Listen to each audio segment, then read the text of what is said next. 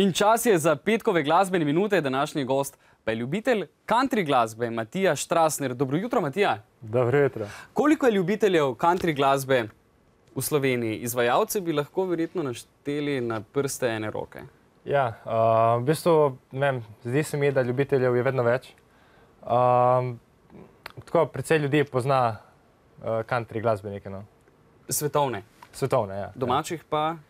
Domačih, vse jih je napadno, mislim. Čul sem za dva. Slišal si za dva, dobro. Vse drugače je kje druge kot v Ameriki. Tam si bil tudi ti in si posnel 4 skladbe. Ja, 4 svoje skladbe, napisal sem jih sam.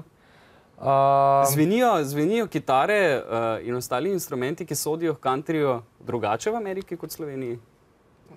Pač snemal sem v Nashvillu in Nashville je znan po tem, da ima svoj zvok. Kakšen je ta zvok?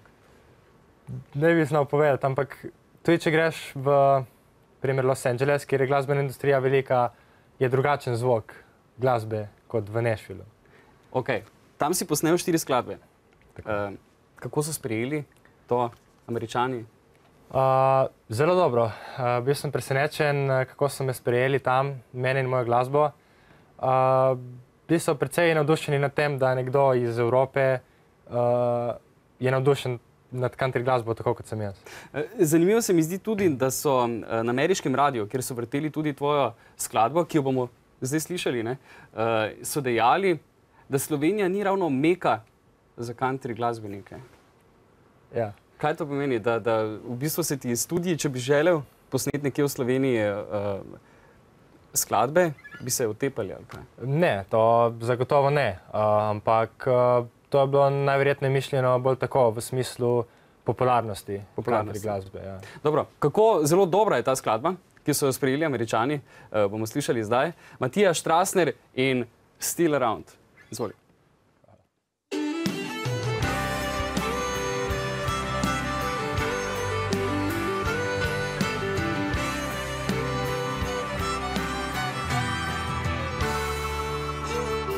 Seems like forever since we fell apart. I can't remember why we couldn't work it out. I'm driving down this dirt road where we used to go. I crank up the music when I'm about to fall. I'm singing Wild Wild Horses, Georgia on my mind. Wishing you were still around. I'm singing Wild Wild Horses, Georgia on my mind. Wishing you were still around.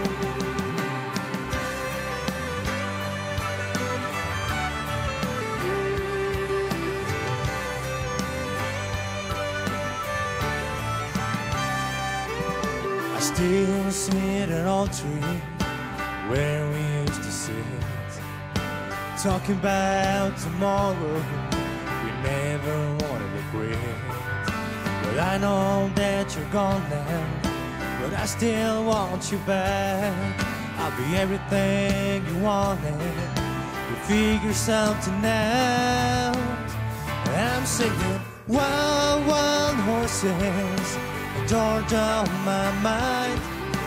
Wishing you were still around. I'm singing Wild Wild Horses, Georgia on my mind. Wishing you were still around.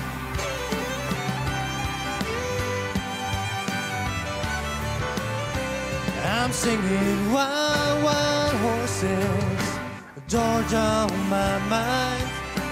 Wishing you were still around.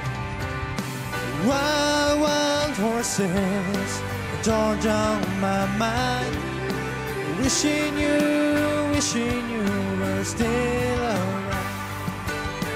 Wishing you were still around.